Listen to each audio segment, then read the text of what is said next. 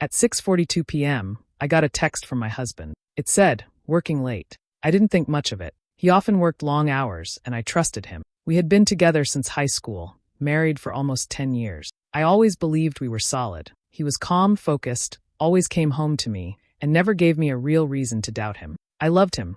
I thought he loved me too.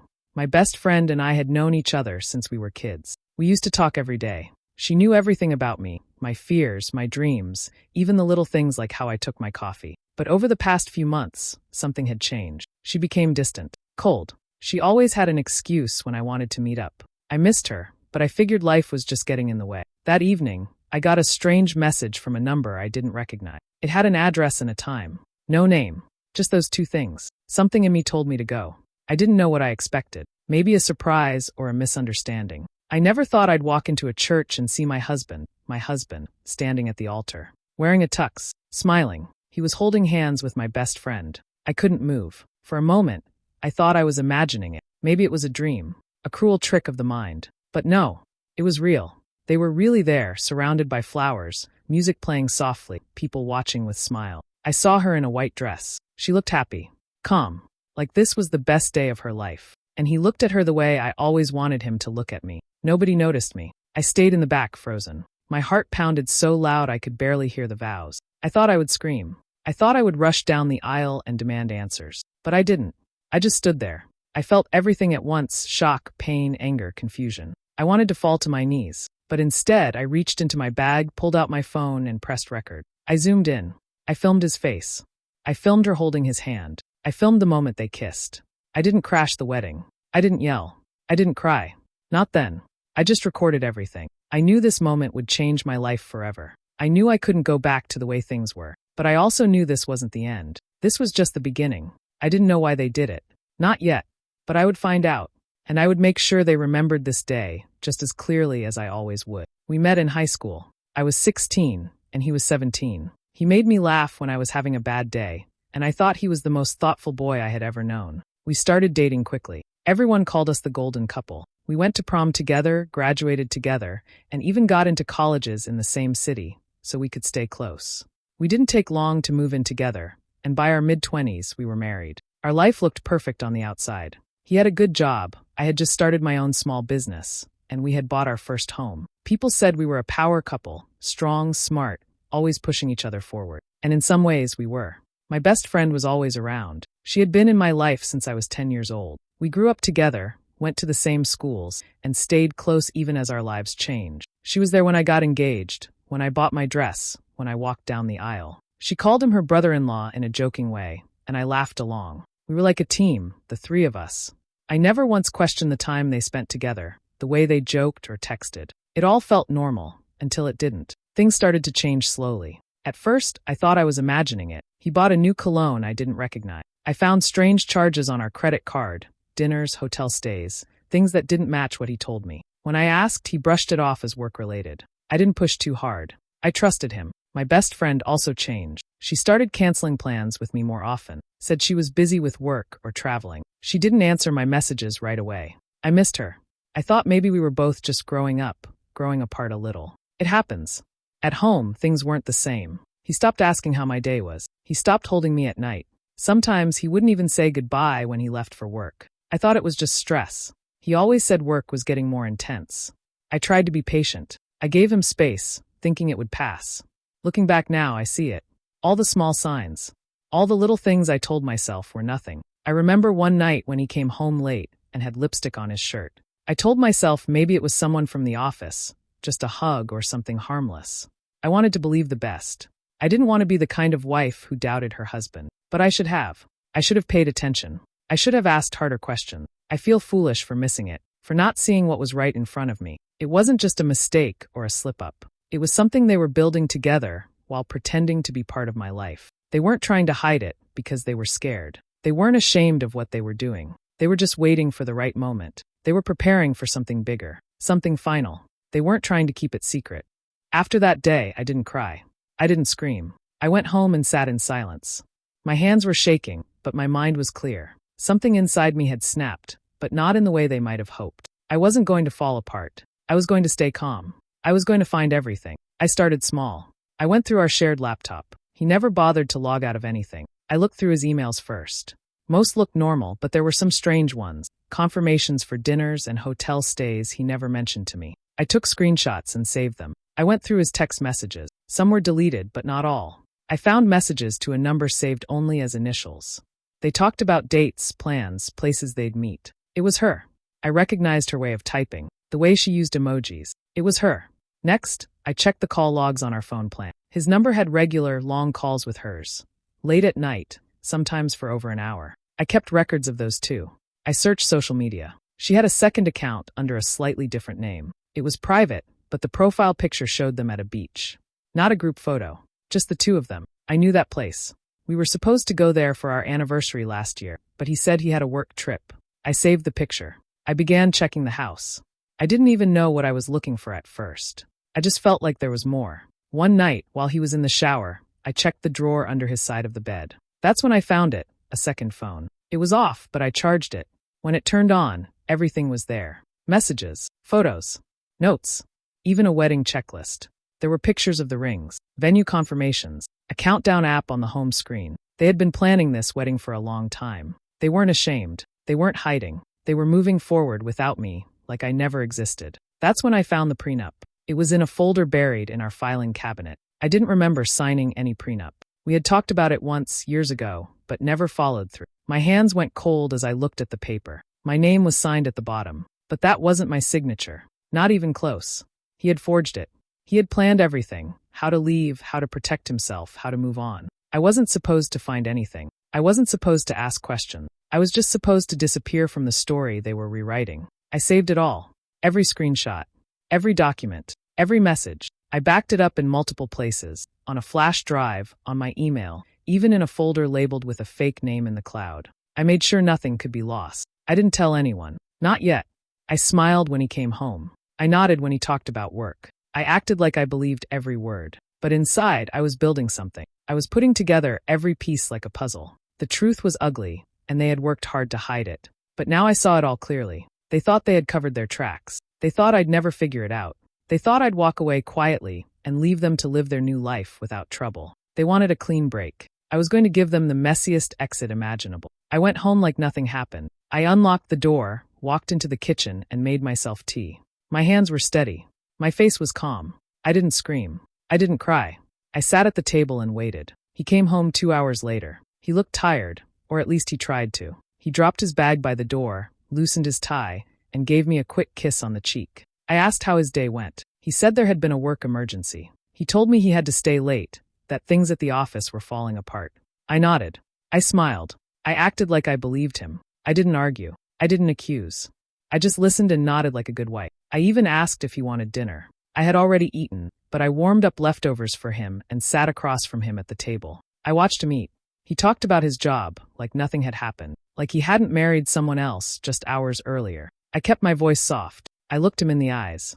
I even touched his hand. He didn't notice anything. He didn't know I had seen everything. He didn't know what I was planning. Over the next few days, I stayed the same. Sweet, quiet, loving. I did laundry. I made coffee. I asked him how he slept. But slowly, I started making small changes. Little things, just enough to keep him off balance. I moved his keys from the hook to the kitchen drawer. I hid one of his socks. I changed the password on the Wi-Fi, then changed it back before he got home. Just enough to make him pause. Just enough to make him wonder. I stopped texting him during the day. I didn't call to check in. I acted like I had no worries at all. I let him come and go as he pleased. I smiled when he left the house. I smiled when he came back. At night, I lay beside him in bed. He would roll away from me, and I would stare at the ceiling in the dark. I thought about everything he had done. I thought about how easy it had been for him to lie to me. I thought about her, my best friend, and how she had sat in my living room so many times, pretending to care. He had no idea what I knew.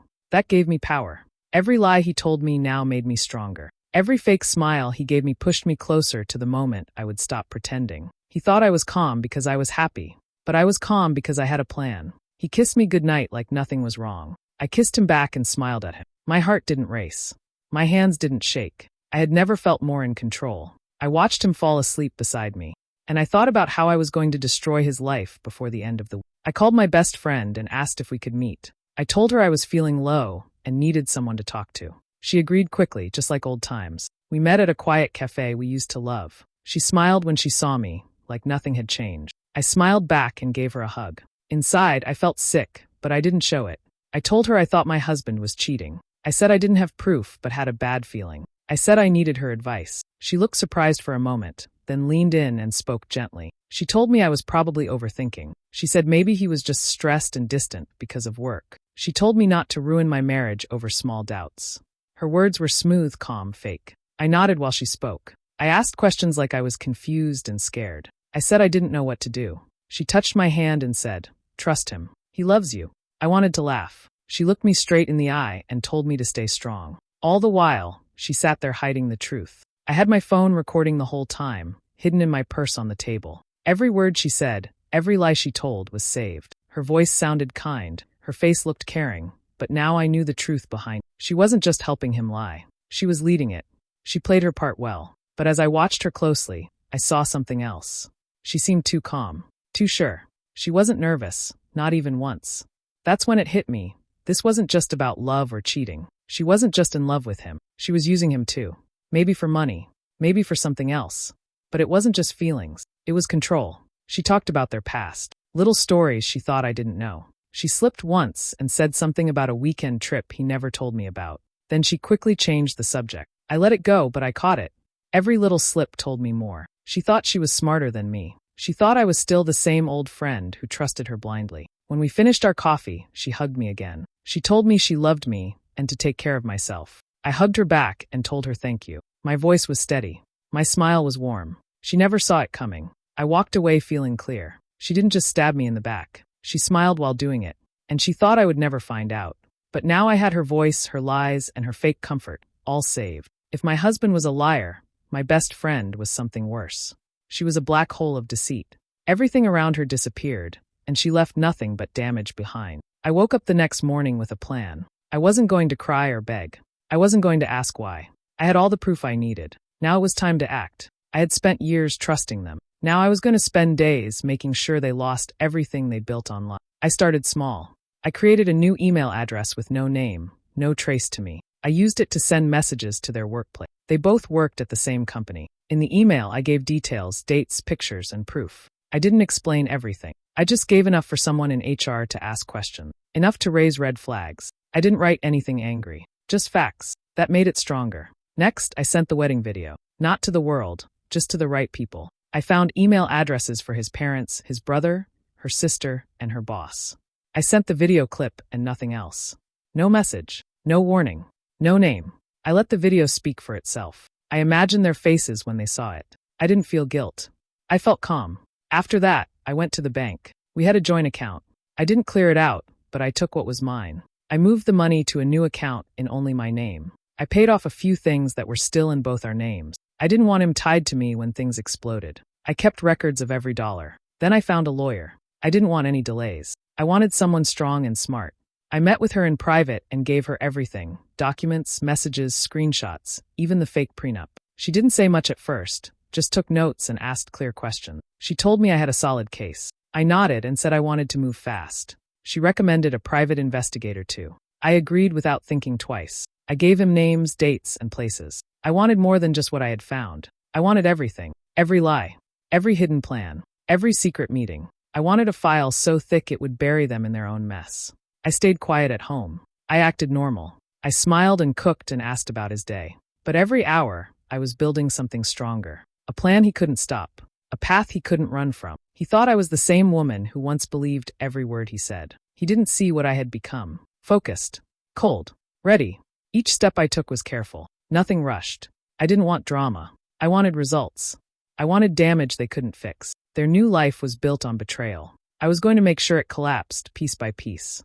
They thought I would stay silent. They thought I would walk away and let them be happy. If they thought I'd go quietly, they hadn't been paying attention for the last 12 years.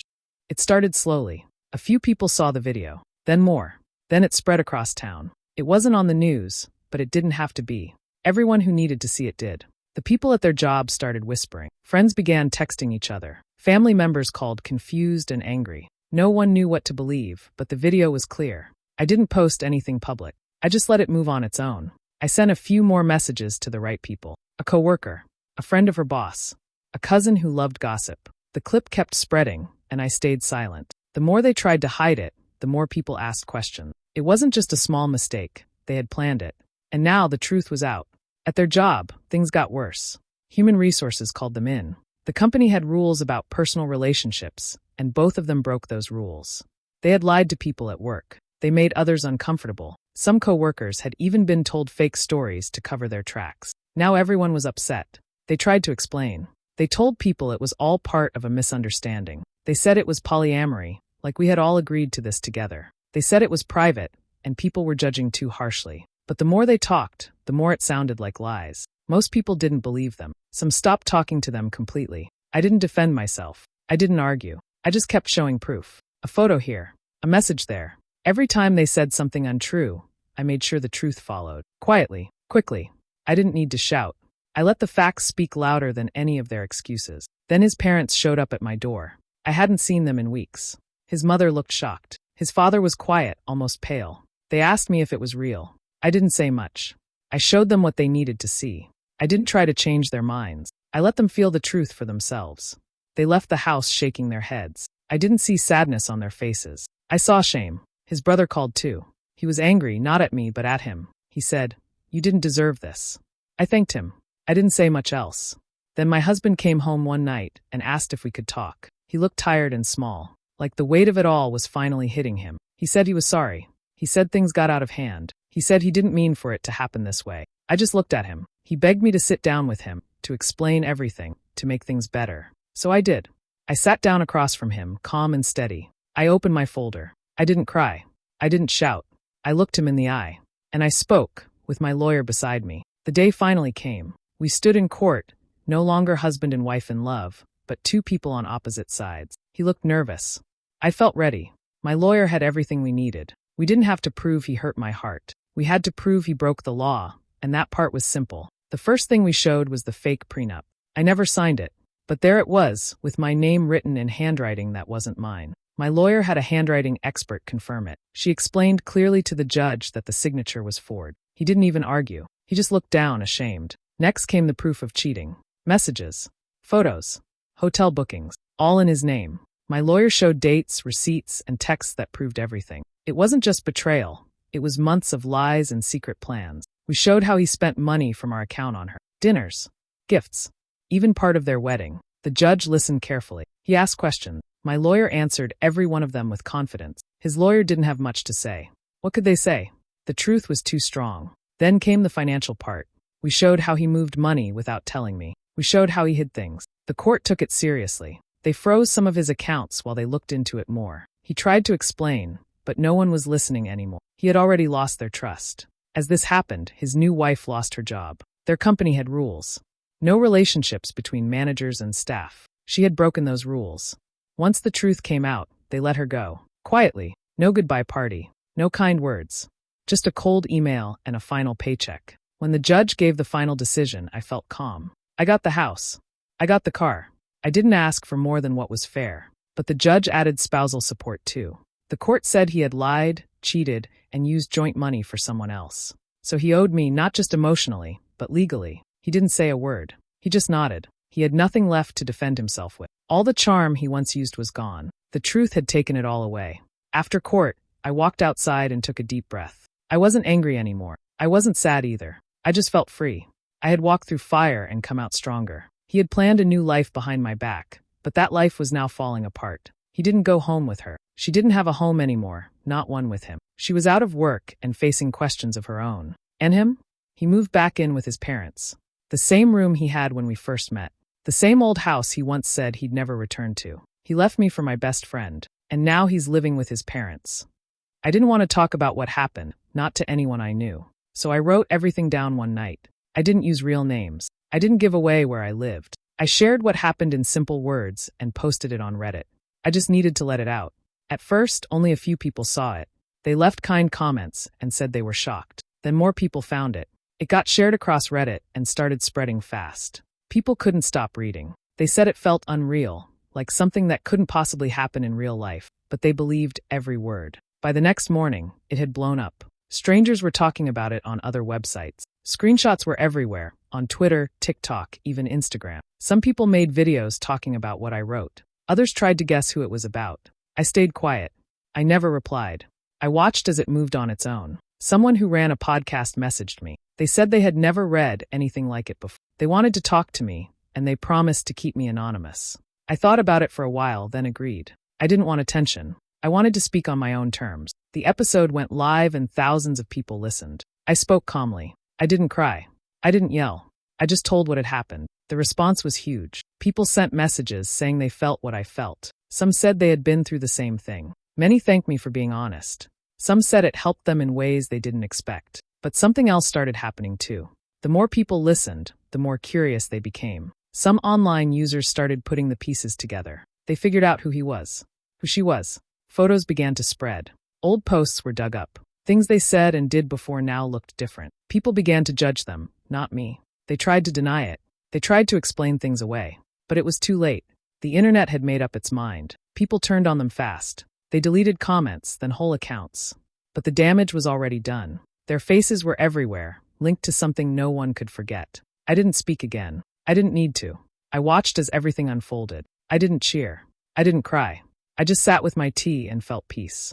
After everything, I finally felt like I had taken something back. They had taken so much from me: love, trust, time, years I can't get back. But now the truth was out, and they couldn't hide. They had chosen each other. Now they had to live with the weight that came with it. They wanted to start fresh. I gave them something else, a name people would never forget. One afternoon, my phone rang. I didn't recognize the number, but something told me to answer. It was him. His voice was quiet, almost like he was scared. He asked how I was doing. I didn't say much. Then he said he missed me. He said he made a mistake. He asked if we could meet and talk in person. I agreed, but only because I was curious.